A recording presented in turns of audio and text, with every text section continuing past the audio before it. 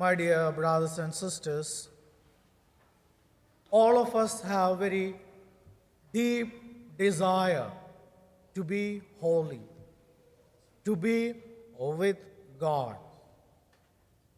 And it's there in each one of us. And that's the reason we have come to this church today, to participate in this Eucharistic celebration. We want to improve our life. Sometimes we make mistake and we are sorry, and then we come back to the Lord. Maybe after attending a retreat or some spiritual talk, we try to come back. We try to improve.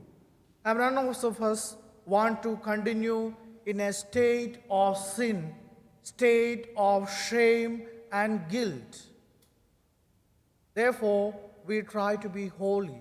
We try to improve our life day by day.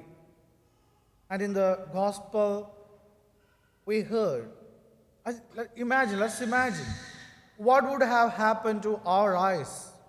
What would happen to our limbs if we are strictly following what Jesus is telling in the gospel?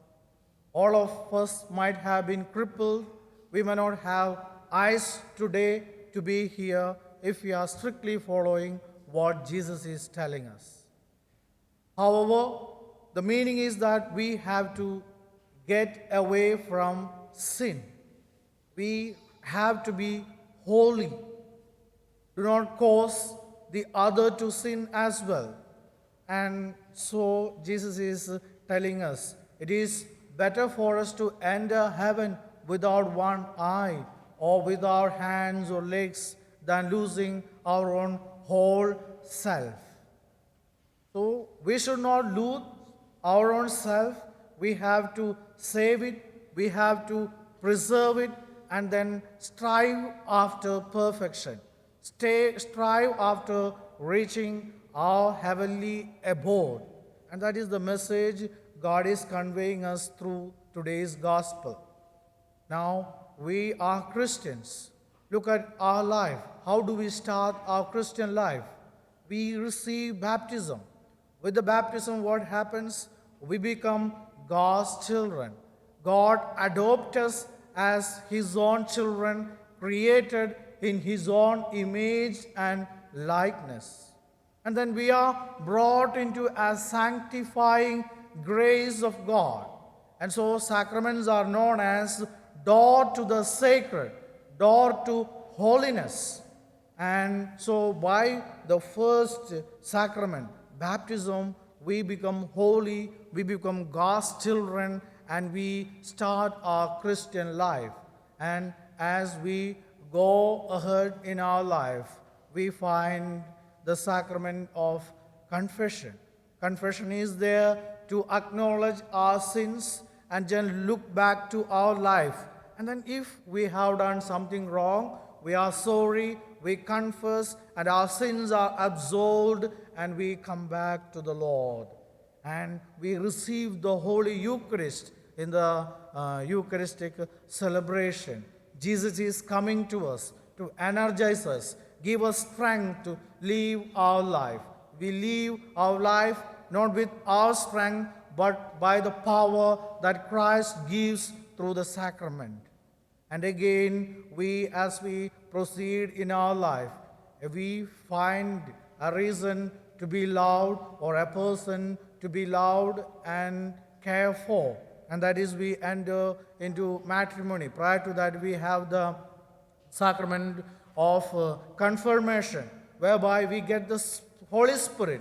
We are strengthened with the power of the Spirit to live our life of Christianity, to live our life.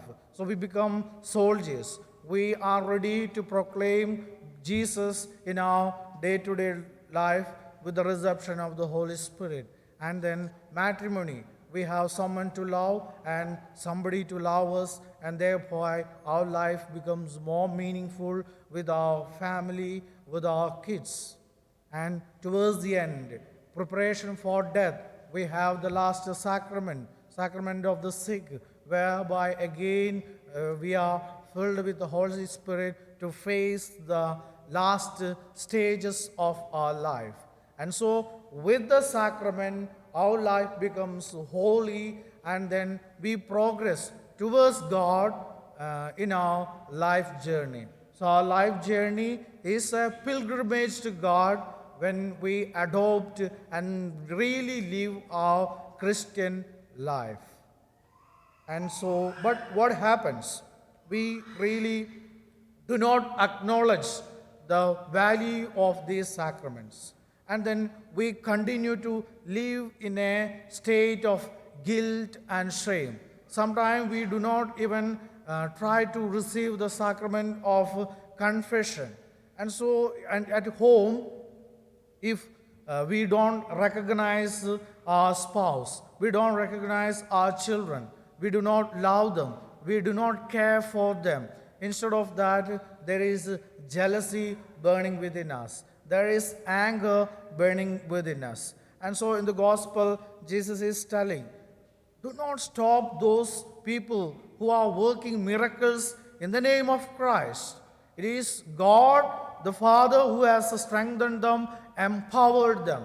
And who are we to stop those people who are driving out demons in the name of Christ? But the disciples were burning with jealousy. They could not see the good the people were doing. Rather, they wanted to block them because just they were not following Jesus. In the first reading also, we clearly heard what happened.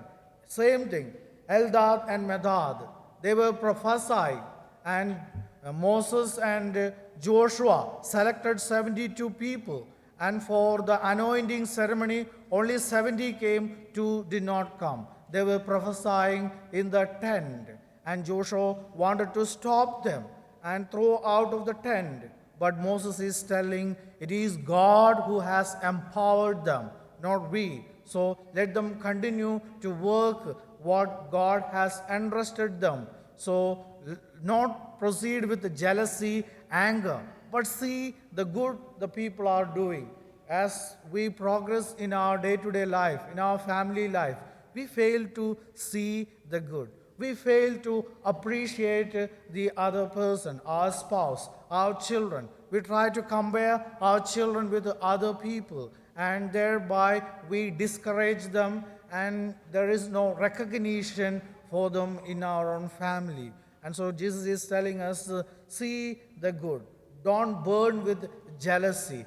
Love, care. And that's what really Christian life is. Not to go after the negative thoughts and emotions, rather create an atmosphere of positivity, love, holiness, whereby there will be peace, joy, and harmony. It is same with in our working situations, that there may be somebody who is doing better than us. There may be somebody who is doing least. Then we need to appreciate those people who are doing better. It also must be an inspiration for us that we do strive and do better, put up some more hard work, and then try to improve our work atmosphere and quality of our work and our life.